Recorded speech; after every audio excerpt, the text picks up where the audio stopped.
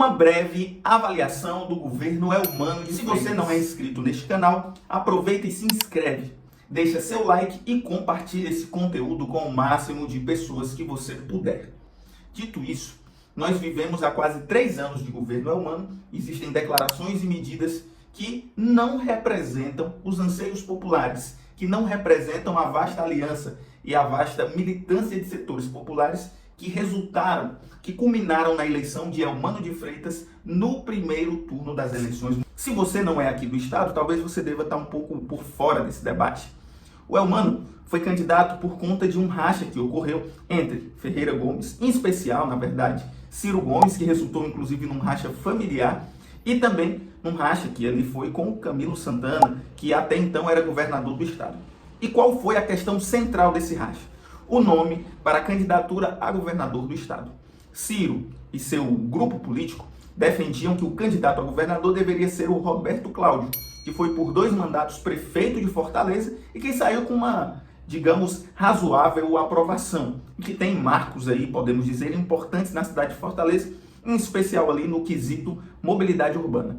E, do outro lado, Camilo e seu grupo defendiam que a sucessão deveria ser liderada por Isolda Sela, sua vice-governadora, que no momento, inclusive, era governadora do estado do Ceará e que tinha sido secretária de Educação do estado e que se colocava ali como um nome possível para uma aliança mais ampla. E que para este grupo, para essa aliança que governava o Ceará há 4 mandatos, não se rompesse. O que aconteceu, nós já sabemos, por exemplo.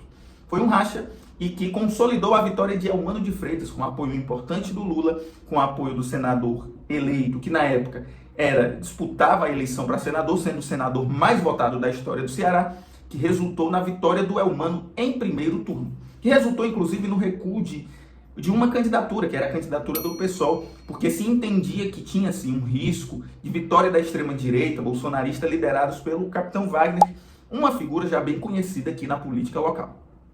Bom, o que aconteceu, o resto da história. O Elmano foi eleito no primeiro turno.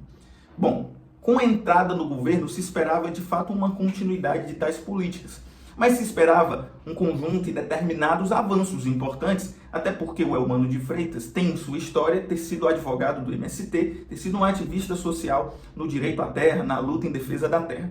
Então se tinha um entendimento de que este governador, de que Elmano de Freitas, seria uma figura mais afeita e que estivesse mais ouvinte às demandas das classes populares. O que representa o governo Elmano hoje, na verdade, são um conjunto de declarações e medidas que são regressivas para o povo do estado do Ceará.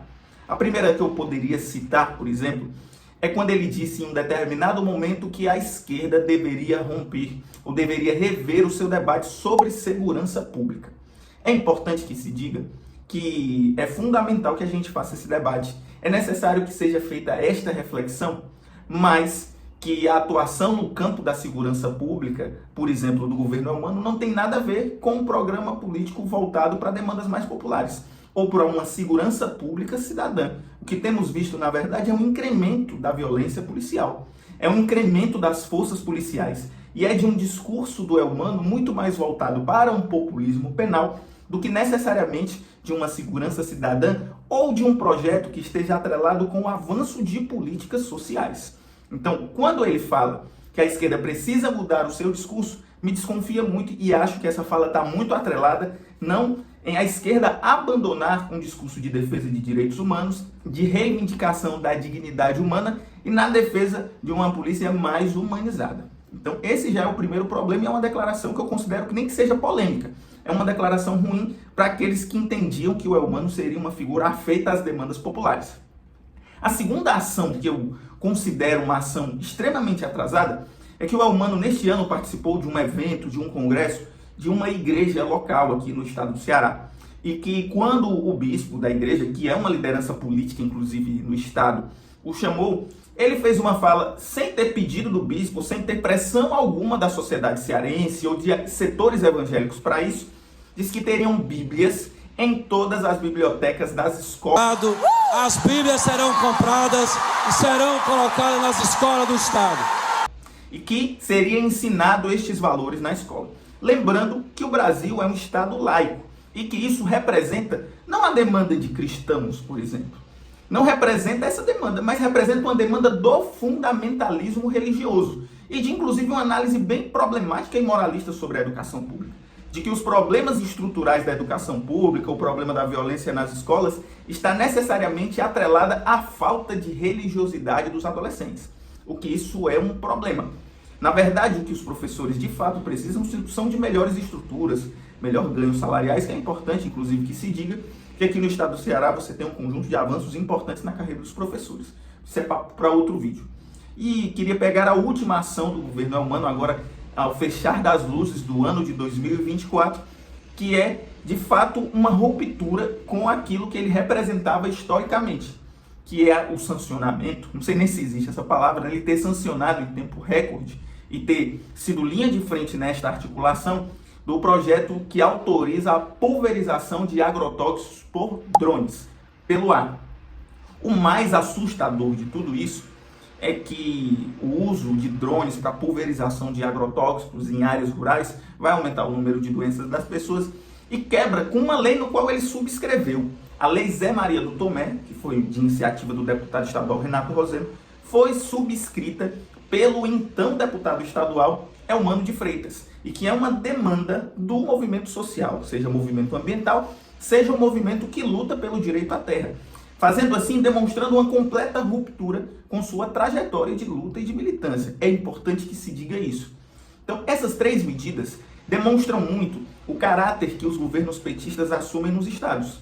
Uma implementação de uma política de segurança que não se diferencia em grande medida dos governos de centro-direita. É importante que se diga isso.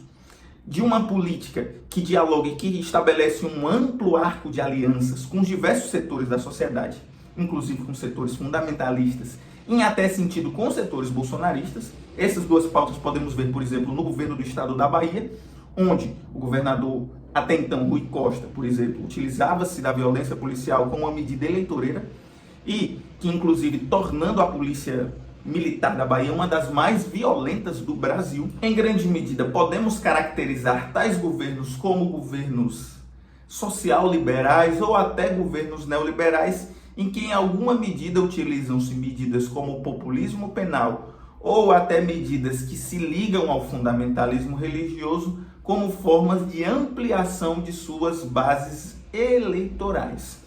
Fico por aqui e fica também a nossa reflexão e avaliação. Dá para caracterizar tais governos como governos efetivamente de esquerda? Fica a pergunta, deixa nos comentários. Até a próxima. Feliz ano novo para você, que a gente possa se encontrar com muitas lutas e importantes enfrentamentos à extrema direita e na defesa do povo trabalhador. Até a próxima.